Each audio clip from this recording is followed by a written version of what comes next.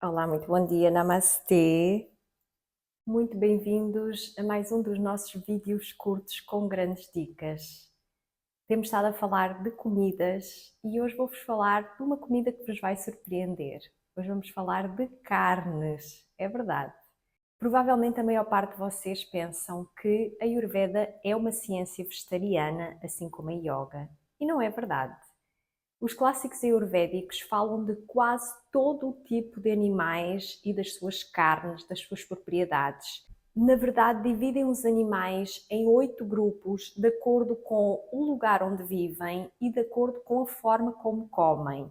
Temos animais que vivem dentro de tocas, temos animais que vivem em lugares áridos, temos animais que cortam a comida com os dentes, temos animais que picam, que ciscam a comida, como por exemplo as galinhas. Então eles dividem os animais em 8 grupos, de acordo com a forma como atuam, e depois em 3 outros grupos, de acordo com o lugar onde vivem. E dizem quais são as características de todas essas carnes e o que é que fazem ao corpo humano. É muito interessante porque vêm desde iguanas, que é considerada, na verdade, uma das melhores carnes e mais saudáveis para nós, claro, à vaca, ao elefante, ao camelo, ao tigre, às serpentes, aos crocodilos, à rã, todo o tipo de animais que vocês podem imaginar estão identificados. E é muito interessante porque os peixes são considerados carne na Ayurveda, mas pasmem-se só, são considerados a pior carne.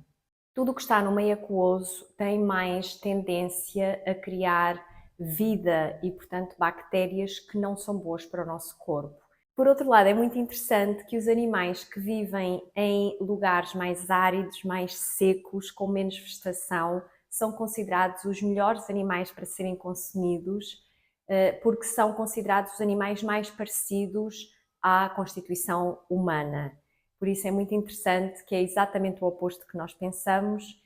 Nós pensamos que o peixe é a carne mais saudável e, na verdade, nos clássicos ayurvédicos, e reparem que são livros escritos há milhares de anos, muito antes de existir a poluição das águas que existem hoje, e por isso as carnes que estão em meios alagados, em rios, em mar, são os mais desaconselhados ou os que têm menos benefícios para o corpo humano. Mas vejam só, a carne é muito bem-vinda na Ayurveda. Qual é a grande questão da carne e porque é que hoje em dia é desaconselhado comer carne? Porque os livros, os clássicos ayurvédicos, mais uma vez, também dizem que as carnes devem ser consumidas poucas horas depois de serem sacrificadas. Ou seja, os livros dizem claramente que a carne só é boa quando é consumida poucas horas depois do sacrifício. Também dizem que o animal não pode estar muito gordo nem muito magro, não pode estar doente, não pode estar contaminado, tem que ser um animal saudável, se for uma fêmea não poderia estar prenha. Depois de mencionarem todas as carnes, as suas qualidades, que na maioria dão volume ao corpo, na maior parte delas criam tecido, ajudam à nossa corpulência, ajudam-nos a crescer, ajudam-nos a ter força, muitas delas são afrodisíacas, muitas delas são boas para a visão, portanto, elas têm muitas características muito interessantes, dependendo da carne, mas há regras de consumo da carne. Pensem só, quando nós matamos um animal, ele automaticamente começa a perder a sua imunidade e começa a ganhar todo o tipo de bactérias, mesmo que esteja em frigorífico. Ele começa a putreficar.